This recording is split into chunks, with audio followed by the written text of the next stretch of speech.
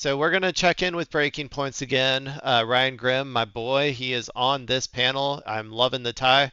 Okay, so this one is going to be about the Illinois primaries that happened yesterday. I've heard, it's conflicting things here, right? I've heard from some people like this video that says APAC. This video is called APAC 20 million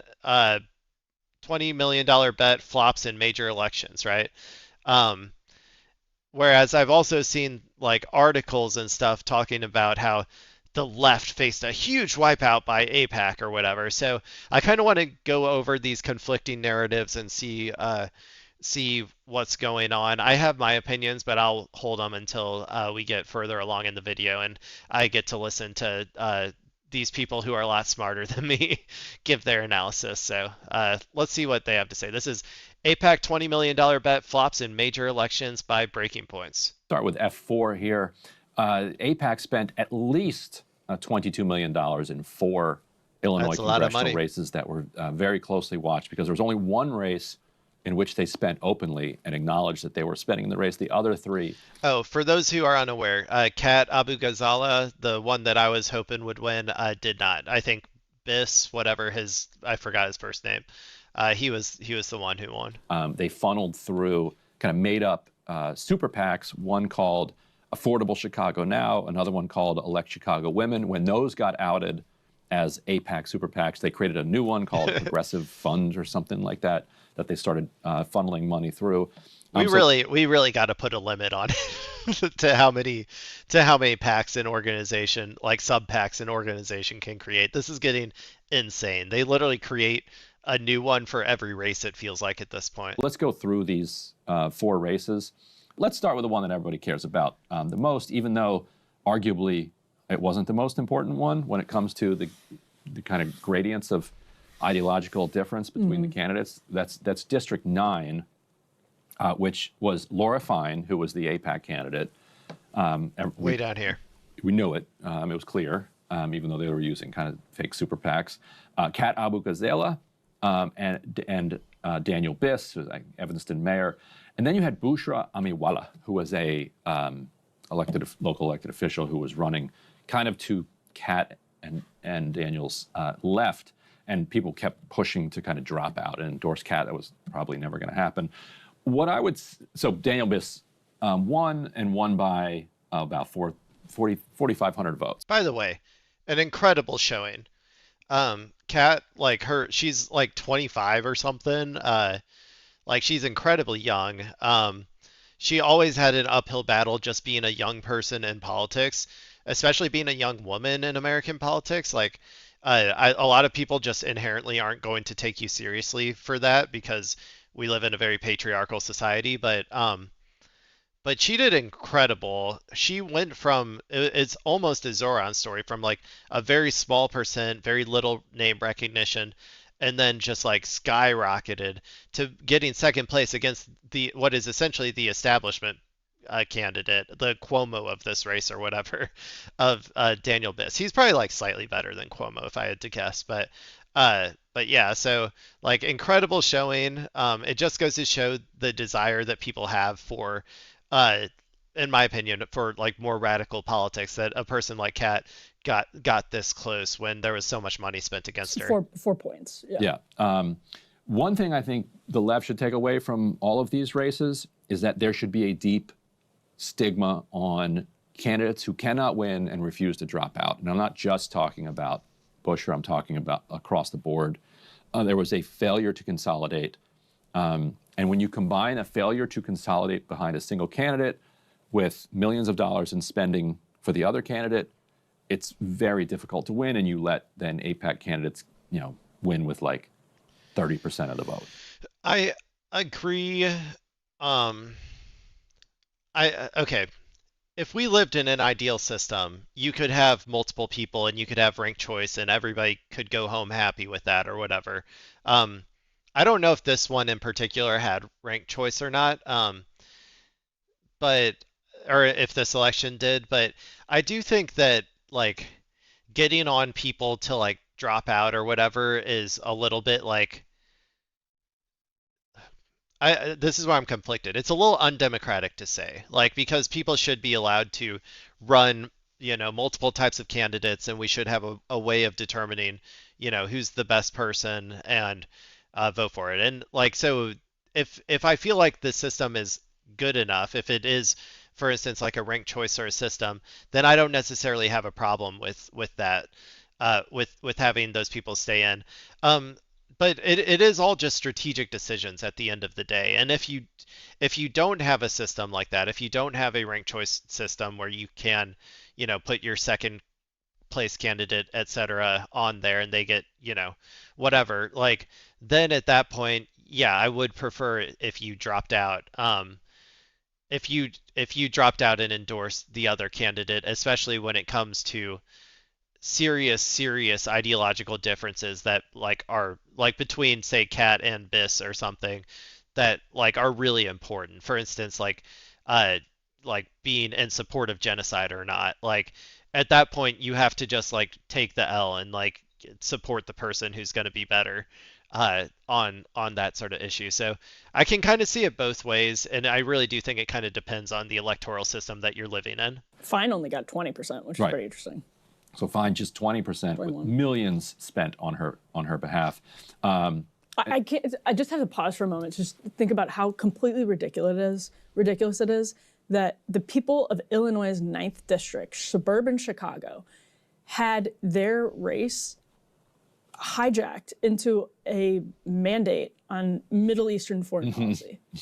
Right, except none of the It's insane. Well, that's what happens when you allow a foreign agency to come in and buy, like, put unlimited money into our elections. Like, we have a system that allows unlimited money to go into our elections, and we also have like, we don't care if foreign agents come in and buy our elections. Like, we are corruption the country, like, so like. It's not surprising at all to me. This was always how it was going to be. This is how it has been forever. Like, none of the actual ads talked about foreign policy, Right, even though they were. It's crazy. Yeah, and also, and I kept telling y'all this. Now you can believe me. Bushra finished 6th, so like people were like, no, she has a shot. She has a shot. No, so AIPAC put money behind Bushra Amiwalla's campaign, trying to peel votes away yeah, from. if that's happening, you got to get out. I'm sorry. If you're being if APAC is trying to funnel you money, because they think that you are strategically going to help them, like by splitting the vote or whatever, then you got to get out just for the.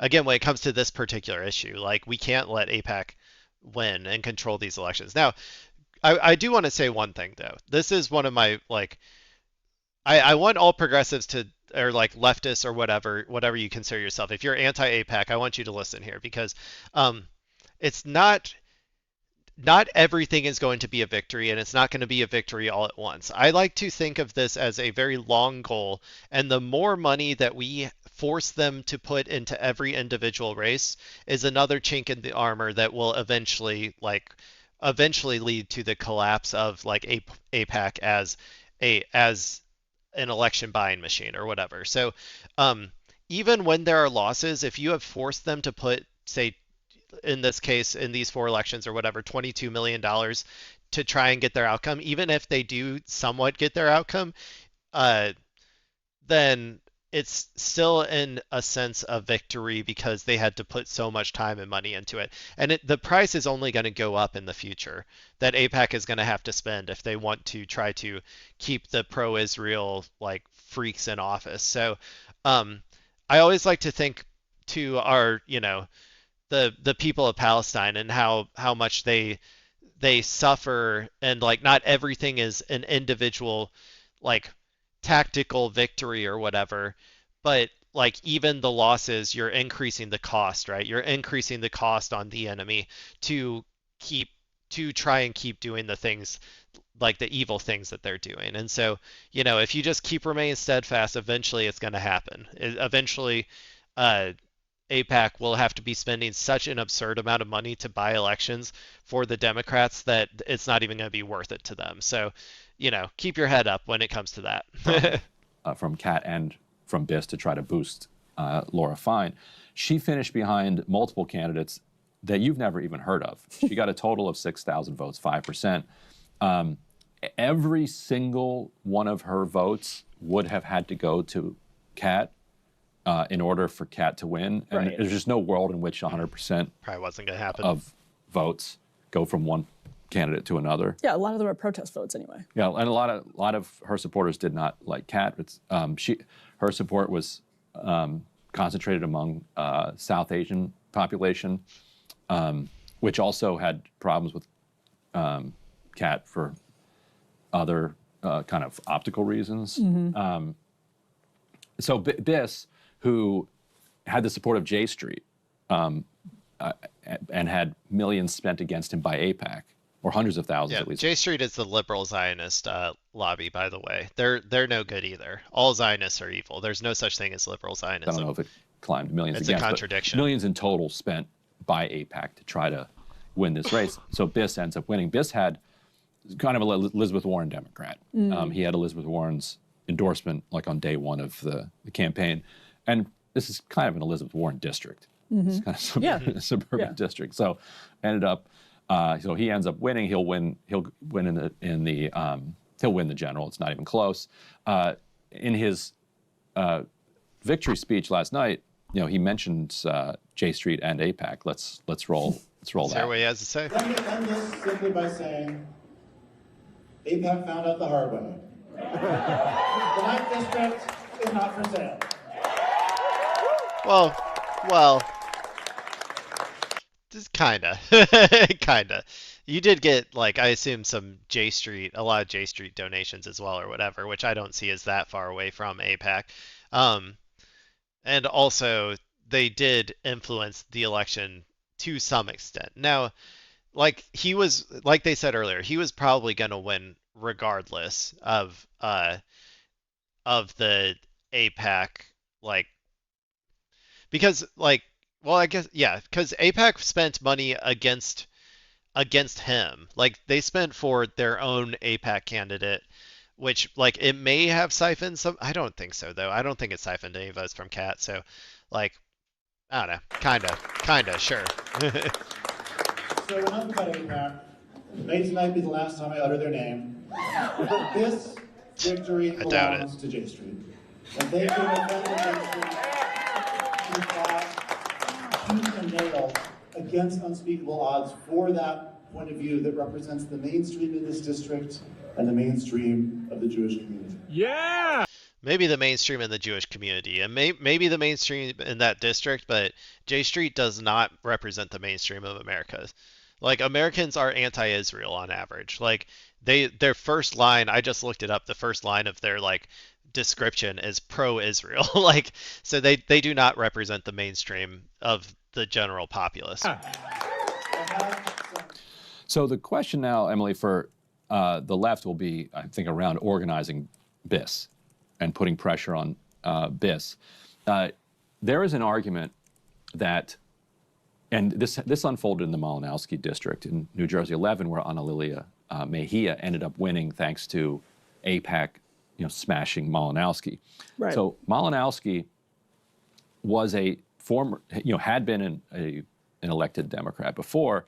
He had worked at the State Department. He had a lot of credibility among Democrats in the House when it came to foreign policy. And so what AIPAC said publicly was that even though Malinowski was much milder in his criticism of Israel, his mild criticism was more of a threat to them than Mejia's strong criticism, because they think they can marginalize Mejia and say, well, you don't need to listen to her. She's crazy squad radical.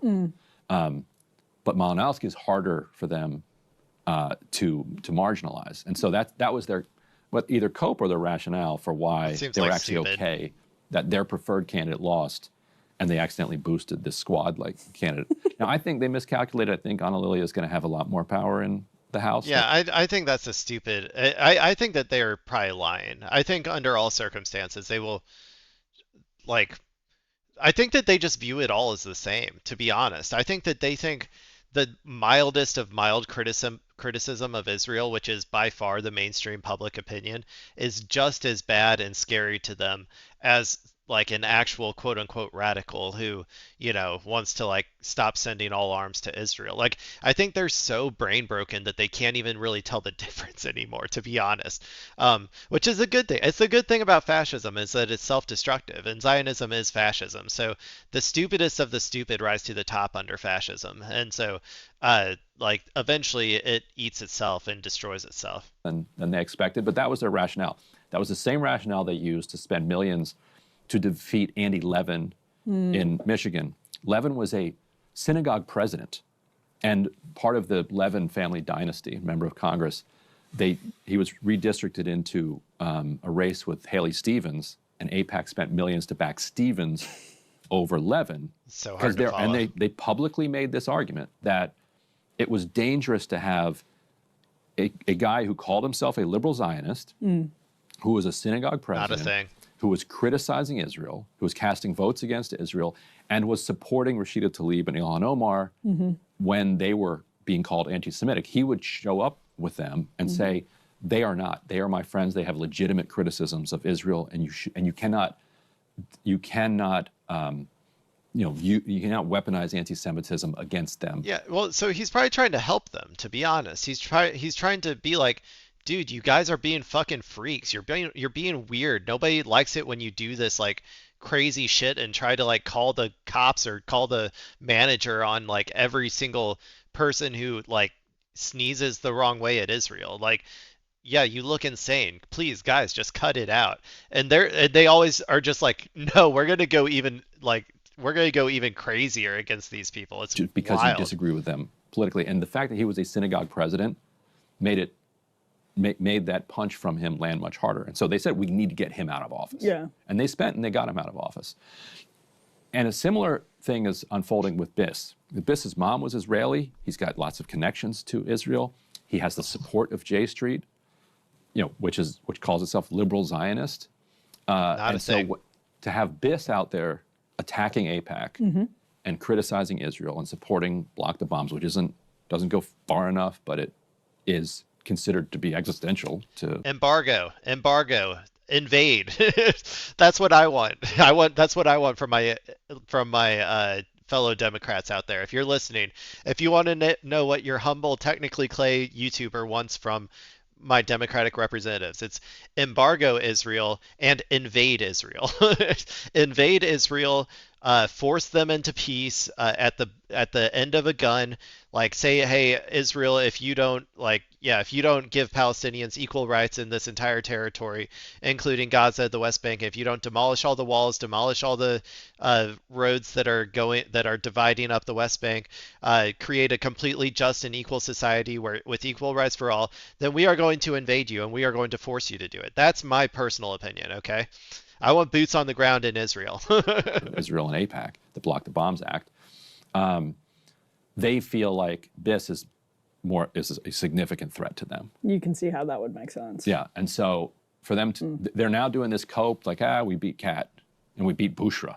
Bushra finished 6th. Get out of I'm gonna give you spent money to support her. Oh, You're okay. got 21% of the vote. So he's going into the cope. So maybe I won't even have to read the article I was planning to read if he goes over some of it. But let's see. And collectively, Biss and Abu Ghazala got well over a majority, and their candidate got 20%. Yeah.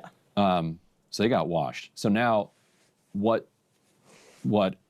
people have to do is organize in suburban Chicago around Biss. Yeah. Yeah.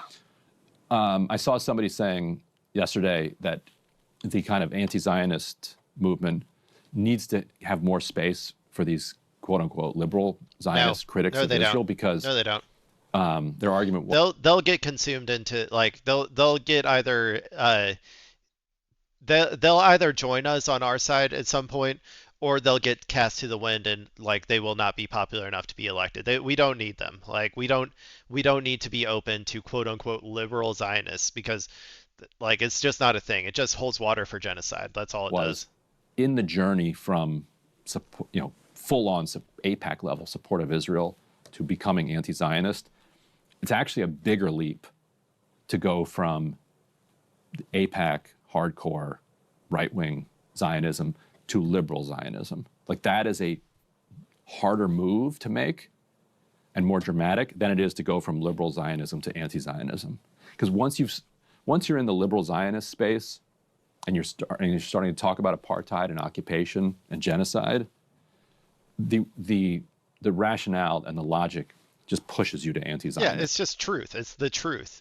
The truth will set you free. I don't know who said that, but like, yeah, if you are on the side of truth and honesty, it's much, the closer you get to truth, the more you will just inevitably fall into like the right position or whatever. Eventually. Like you don't have to live in this completely manufactured, like to be able to be like a right wing, like Zionist or whatever, you have to live in this like completely manufactured reality. By the time that you're in liberal Zionism, you are like partially living in a fantasy world or whatever, like a fantasy world where Israel is both a democratic state and also is doing an apartheid or whatever, or like is like needs to be reined in from their like colonial objectives or whatever. And he's right, it's a very small, like once that is punctured even slightly, like once you're out of the hermetically sealed like manufactured reality that you need to be like a like crazy right-wing Zionist, then it does become very easy to slide into just the truthful position. Like it's just a question of how long it takes you to move from there to there. So the argument would be the goal now of Kat supporters and Bushra supporters needs to be to pressure BIS to go further. And I think there's also opportunities to do that in the two other districts where AIPAC won. But let's do District 7 next, where AIPAC caught just a brutal L. The only race where they spent I'm going to let this play for a second. I got to use the bathroom. And admitted that they were the ones doing the spending. It was like $4 to $5 million they put behind Melissa Conyers-Irvin, who is the comptroller of Chicago, currently under investigation for corruption. Just comically corrupt. This was a massively divided field, and according to all of the kind of prognosticators, them putting this many millions in the race behind her was going to be enough to just push her over the top, that you just couldn't compete with that avalanche of money. She lost. She finished with 20.5%, almost exactly what Laura Fine got. Yeah. AIPAC's many millions of dollars got her 19,000 votes, which is 3,000 less than LaShawn Ford. I wonder how much money that was per vote. Brutal. And that's only the money we know about. That doesn't count like mailers and like C4 and like all the off the books kind of spending. Incredible. Like you could have gone around and paid $1,000 to every person, like old school Chicago So stuff. literally you could have done that. You could have paid like, $2,000. We'll give you $2,000. Please just show up. Oh my gosh. Instead, they gave it to consultants who were going to buy a boat and lost. Now, the races they won, we saw that they were bragging about Donna Miller. So in District 2, Jan Schakowsky endorsed Donna Miller, and then AIPAC started doing this, these fake super PACs to support her. And when it was exposed that it was AIPAC money, Schakowsky withdrew her endorsement. AIPAC now, boasting, haha, we won anyway. As we talked about in the last segment, they sort of deny and call it a conspiracy theory that they're the ones behind these super PACs. But then when their candidate wins, they take credit for the victory. Obviously them. Which is, there's just... Well, and you can just, the money, like you can just follow the money. It is them. Like I don't know why they even try to pretend that it's not them. Do you get to do that? I don't think you I guess so. They've never found a reason not to call somebody anti-Semitic. I feel like if there's not a reason, they'll find a reason. I don't think you get to do that. So Donna Miller did win with 40% of the vote, and this is where we need to stigmatize the lack of consolidation. So 60% of people voted against her, but she still won. So Jesse Jackson Jr. and Robert Peters split their vote. Jesse Jackson Jr. trying to make a comeback. Peters was kind of like the progressive real hope in that race, but Jesse Jackson Jr. had such a has such a name Yeah. and a reputation there that he was always going to do quite well. He got almost 30%. Was it Yvette Brown with 10%, pulling another? So those three candidates, one of them needed to. The left needs some mechanism. Yeah, okay, it's strategy. This is all strategy, and we have to determine our strategy based on the system we live in. In an ideal system, we would have ranked choice voting or some way for, the to mitigate the ideological like vote splitting that happens in any election. It happens in all circumstances for every type of ideology, but given the current constraints of our political system, yes, we do have to be strategic. I agree. To say, no, this is who we're getting behind. Because this was a typical Tea Party conundrum. It's tough. Them Tea Party it's hitting tough. the same snag, yeah. It's tough. Okay. I think that I'm kind of done with this. I was looking, it looks like just a lot more analysis.